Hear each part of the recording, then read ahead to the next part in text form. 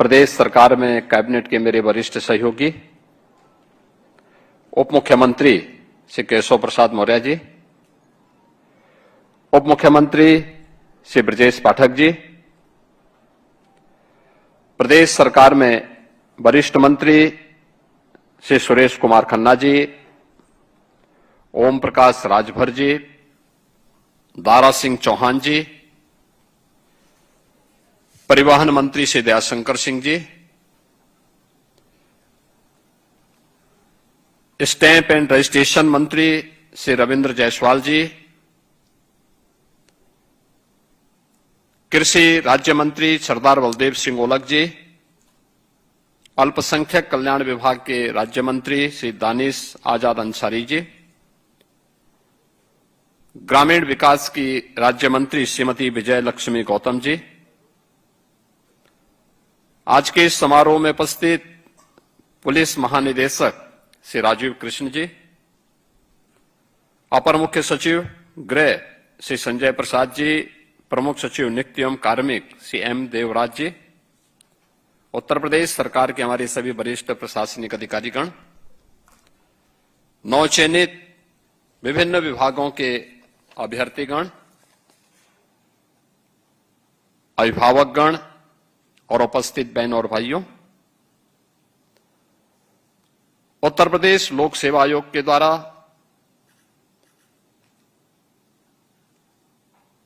मार्च में जो परिणाम घोषित हुए हैं, 21 विभागों के 932 पदों पर चयन की पारदर्शी व्यवस्था के उपरांत आज आप सबको नियुक्ति पत्र वितरित हो रहा है।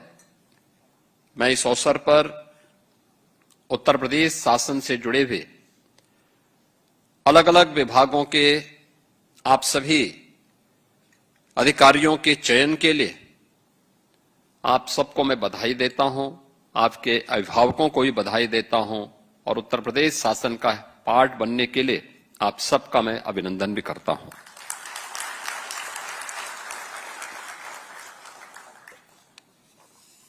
मैं धन्यवाद देता हूं उत्तर प्रदेश लोक सेवा आयोग को, जिसने भर्ती की पूरी प्रक्रिया को पूरी पारदर्शिता के साथ शुचितापूर्ण तरीके से संपन्न किया है। ये शासन की व्यवस्था का और शासन की कार्य योजना को प्रभावी ढंग से इंप्लीमेंट करने के लिए शासन की मंशा क्या है, हमारे भर्ती आयोग और बोर्ड की कार्य पद्धति उसका उदाहरण बनता है। हम ये कभी अनुमान कोई लगा ही नहीं सकता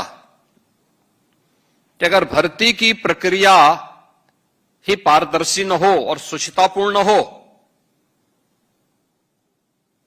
तो जिन लोगों का चयन होगा उन लोगों से ईमानदारी के साथ परिणाम देने, प्रदेश की गति को प्रगति और समृद्धि की नई ऊंचाइयों तक पहुंचाने में योगदान वे कर पाएंगे, यह अपने आप में एक दिवा स्वप्न ही होगा। गति को प्रगति की ओर वही ले जा सकता है जो ईमानदारी के साथ जिसका चयन हो और जिसने अपने परिश्रम से, अपनी मेहनत से वह स्थान प्राप्त किया है। सिफारिश से या पैसा ले दे करके भ्रष्ट तरीके से जो व्यक्ति चयनित हुआ होगा वह प्रगति नहीं दुर्गति जरूर करा देगा, और यही उत्तर प्रदेश में होता था 2017 के पहले। उत्तर प्रदेश जैसा राज्य ईश्वर के सीम कृपा का राज्य, प्राकृतिक संसाधनों से भरपूर राज्य, दुनिया की सबसे अच्छी उर्वरा भूमि रखने वाला प्रदेश, एमएसएमई का देश ही नहीं दुनिया का बेहतरीन आधार रखने वाला प्रदेश, सबसे अच्छा जल संसाधन रखने वाला प्रदेश, सबसे बड़ी आबादी का युवा राज्य बीमारू हो गया था, पहचान के लिए मोहताज हो गया था। प्रदेश के बाहर जब यहां का युवा जाता था, पहचान छुपाता था। आपकी पीढ़ी सौभाग्यशाली है। जब प्रदेश इससे निकला उस समय आपकी उम्र 10 वर्ष से लेकर 15 वर्ष के बीच में रही होगी। अपने मां बाप का सहारा, मां बाप आपके सहारा बनते थे, भाई बहन आपका सहारा बनते थे, उनकी उंगली पकड़ करके आप तब स्कूल जाते रहे होंगे। इसलिए आपको नकल विहीन परीक्षा के माध्यम से परीक्षा देने का अवसर भी प्राप्त हुआ। आपको परीक्षा का परिणाम चाहे स्कूली शिक्षा का हो, विश्वविद्यालयों का हो या प्रतियोगी परीक्षाओं का हो, उसमें वही शुचितापूर्ण और वही पारदर्शितापूर्ण व्यवस्था देखने को मिली और चयन की प्रक्रिया में भी वही शुचितापूर्ण व्यवस्था आज देखने को मिली है, जिसमें 932 अधिकारी अलग अलग विभागों के आज हमें प्राप्त हो रहे हैं। क्या यह संभव था 2017 के पहले? कतई नहीं। आप में से जितने लोग यहां पर नियुक्ति पत्र प्राप्त किए हैं, हमारी संख्या सीमित थी, हमने उस मंच पे सीमित लोगों को बुलवाया, लेकिन मेरा मानना है कि आप में से 932 के 932 अधिकारी सीधे नियुक्ति पत्र पाने के अधिकारी हैं। लेकिन समय की सीमा आपकी भी हमारी भी, इसलिए हमने सीमित किया और विभागीय मंत्रियों को प्रतिनिधि के रूप में यहां पर रखा। ये वह टीम है जो यहां से प्रधानमंत्री जी के विजन को इंप्लीमेंट करने के लिए अपने अपने विभागों में उस कार्यक्रम को लागू करती है और उसको लागू करने की मशीनरी के रूप में, तंत्र के रूप में आपको कार्य करना है। अभी आप ट्रेनिंग में जाएंगे, ट्रेनिंग की प्रक्रिया के बाद फिर इस राज्य के विकास के लिए आप कार्य कर रहे हैं और मुझे बताते हुए प्रसन्नता है। हमने 9 वर्ष के अंदर 9 लाख से अधिक नौजवानों को प्रदेश के अंदर ऐसे ही नियुक्ति पत्र वितरित किए हैं। ये 9 लाख नौजवान कभी नियुक्ति पत्र नहीं प्राप्त कर पाते अगर अच्छी सरकार नहीं होती। लोकतंत्र में अच्छी सरकारों को उसका लाभ यही है। और अगर ये 9 लाख नौजवान या उत्तर प्रदेश के युवा शक्ति को हम लोगों ने अलग अलग क्षेत्र में नौकरी की, रोजगार की संभावनाओं को आगे बढ़ा करके उत्तर प्रदेश में उनकी प्रतिभा का लाभ नहीं लिया होता, तो हम उत्तर प्रदेश जैसे राज्य को बीमारू राज्य की श्रेणी से उभार करके भारत के अर्थव्यवस्था के ग्रोथ इंजन के रूप में प्रस्तुत नहीं कर पाते।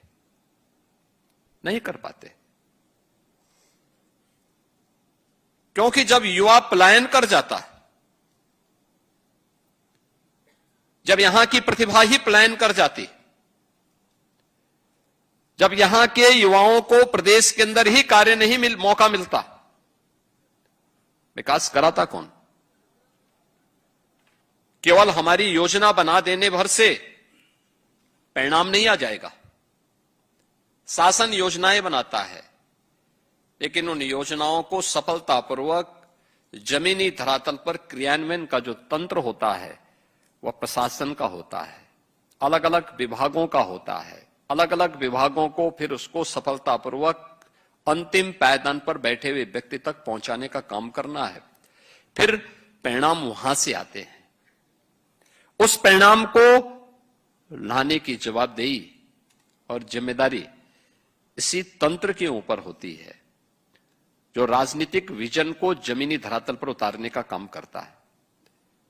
17 से पहले सपना था, इसलिए वो सपना प्रदेश के नौजवानों के सपने को भी धराशायी करता था, उसके सामने पहचान का संकट खड़ा करता था। सबसे अच्छी उर्वरा भूमि रखने वाला प्रदेश का किसान आत्महत्या करता था। सबसे अच्छा एमएसएमई का बेस रखने वाला राज्य का कारीगर हताश और निराश होकर के घर बैठ करके जहां तहां हाथ पैर मारने के लिए मजबूर होता था। हर नागरिक के सामने पहचान का संकट। और आज मुझे बताते हुए प्रसन्नता है, 9 वर्ष की शानदार यात्रा में चुनौतियां थीं, लेकिन उन चुनौतियों का सफलतापूर्वक मुकाबला किया गया। एक टीम भावना के साथ परिणाम लाया गया। परिणाम है कि 9 वर्ष में हमने उत्तर प्रदेश की अर्थव्यवस्था को 3 गुना करने में सफलता प्राप्त कर दी। देश के अंदर कहीं नहीं हुआ, यूपी के अंदर हुआ। प्रति व्यक्ति आय को 3 गुना करने में सफलता प्राप्त कर दी। उत्तर प्रदेश अब बीमारू राज्य नहीं है। अब कोई हमें बीमारू नहीं कह सकता। अब तो उत्तर प्रदेश देश की अर्थव्यवस्था का एक ग्रोथ इंजन बनकर के भारत की विकास में अग्रिम भूमिका के साथ अपने आप को खड़ा कर रहा है। हमने बॉटम 3 से टॉप 3 राज्यों में यूपी को पहुंचाया है। और मेरा मानना है, भारतीय प्रशासनिक व्यवस्था में जो भी अधिकारी और कर्मचारी यूपी के अंदर काम कर लेगा, मान के चलिए कि देश के अंदर और दुनिया के अंदर उसके लिए कुछ भी असंभव नहीं, वो सब जगह सफल है। जो यूपी में सफल हो, सब जगह सफल। इतने बड़ी राज्य में, इतने बड़े राज्य में 25 करोड़ की आबादी का राज्य, अलग अलग परिस्थितियों में कार्य करने वाला राज्य, सम और विषम परिस्थितियों में परिणाम देने वाला राज्य, और उस राज्य में कार्य करने का एक अवसर आप सबको प्राप्त हो रहा है। अलग अलग विभागों में आप सबको प्राप्त हो रहा है। मुझे प्रसन्नता है कि आज यहां पे अलग अलग विभागों से जुड़े हुए जिन लोगों को यहां पर आज चयन हुआ है, इसमें डिप्टी कलेक्टर के भी 37 पद हैं, डिप्टी एसपी के 17 पद हैं, वाणिज्य कर के सहायक आयुक्त के 196 हैं, सहायक संभागीय परिवहन अधिकारी के 16 पद हैं, कोषाधिकारी के 22 पद हैं, जिला कमांडेंट होमगार्ड के 2 पद हैं, अधीक्षक कारागार 1 है, सहायक आयुक्त उद्योग के 18 पद हैं, कार्याधिकारी के 23 पद हैं, खंड विकास अधिकारी के 72 पद हैं, जिला समाज कल्याण अधिकारी के 9 पद हैं, जिला अल्पसंख्यक कल्याण अधिकारी का 1 पद है, जिला पिछड़ा वर्ग कल्याण विभाग के 5 पद हैं, वाणिज्य कर अधिकारी के 142, जिला खाद्य विपणन अधिकारी के 2, नायब तहसीलदार के 258, उप कार्यपाल के 60, जिला दिव्यांग जन सशक्तिकरण अधिकारी के 4, उप निबंधक के 40, उत्तर प्रदेश कृषि सेवा के समूह ख से जुड़े हुए सांख्यिकी अधिकारी के 3 पद, सहायक विधिक और माप विज्ञान श्रेणी के 1 पद, राज्य संपत्ति अधिकारी के 2 और सहायक निदेशक उद्योग के 1 पद पर यह सफलतापूर्वक चयन हुआ है, जिसमें 21 विभागों के 932 पद हैं। अब आपकी ट्रेनिंग होगी, इसके बाद आपको फील्ड में काम करने का मौका मिलेगा। आप आज यहां पे सुखद अनुभूति कर रहे होंगे, क्योंकि बहुत सारे लोगों को लगता था पता नहीं क्या होगा। हमने कहा एक बार वेरिफिकेशन होने दीजिए, नियुक्ति पत्र वितरित करेंगे। और मैं धन्यवाद दूंगा नियुक्ति और कार्मिक विभाग को, किन्होंने आज इस नियुक्ति पत्र वितरण के साथ ही आगे की प्रक्रिया को ये लोग आगे बढ़ाने जा रहे हैं। आपके लिए प्रसन्नता का विषय होगा, आपके माता पिता के लिए, आपके परिवार के सदस्यों के लिए, आपके मित्रों के लिए, आपके अभिभावक के लिए। लेकिन आपकी सफलता प्रदेश की सफलता का आधार भी बनना चाहिए। याद रखना, जिस पारदर्शी तरीके से आपका चयन हुआ है, वही पारदर्शी और शुचितापूर्ण व्यवहार भी और कार्य पद्धति भी आपके आगे के पूरे सर्विस कालखंड के लिए शासन भी आपसे अपेक्षा करता है। जो कार्य आपको आज करना है उस कार्य को आज ही करने की आदत आपको डालनी पड़ेगी। और जितनी मेहनत नियुक्ति पत्र के बाद, ट्रेनिंग की पूरी प्रक्रिया संपन्न होने के बाद जब आप अपने फील्ड में जाएंगे, पहले 10 वर्ष में जो मेहनत आप कर लेंगे, जितनी मेहनत कर पाएंगे, याद करना वह आपके आगे के पूरे 30-35 वर्षों के सेवा काल को भी और सेवा काल के बाद के कार्यकाल के लिए भी वह एक पुख्ता नींव होगी, मजबूत नींव होगी। याद रखना, परिश्रम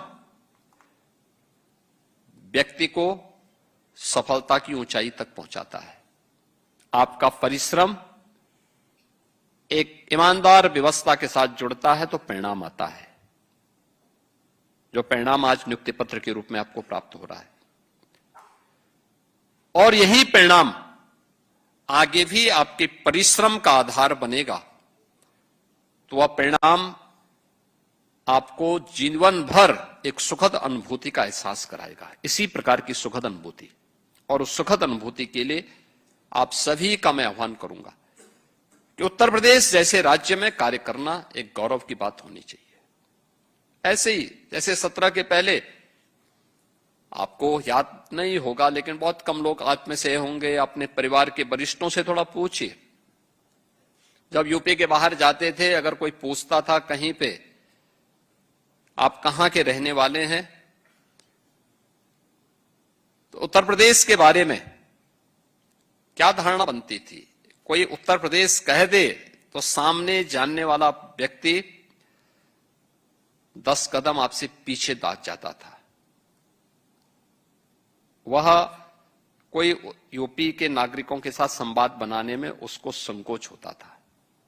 इस बात का संकोच होता था क्योंकि उसको लगता था यूपी अच्छा नहीं कर रहा है, यूपी में अच्छा नहीं हो रहा है। गलती शासन की थी लेकिन खामियाजा पूरा प्रदेश भरता था। नौजवान के सामने संकट, व्यापारी के सामने संकट, यहां से जाने वाले नागरिकों के सामने संकट।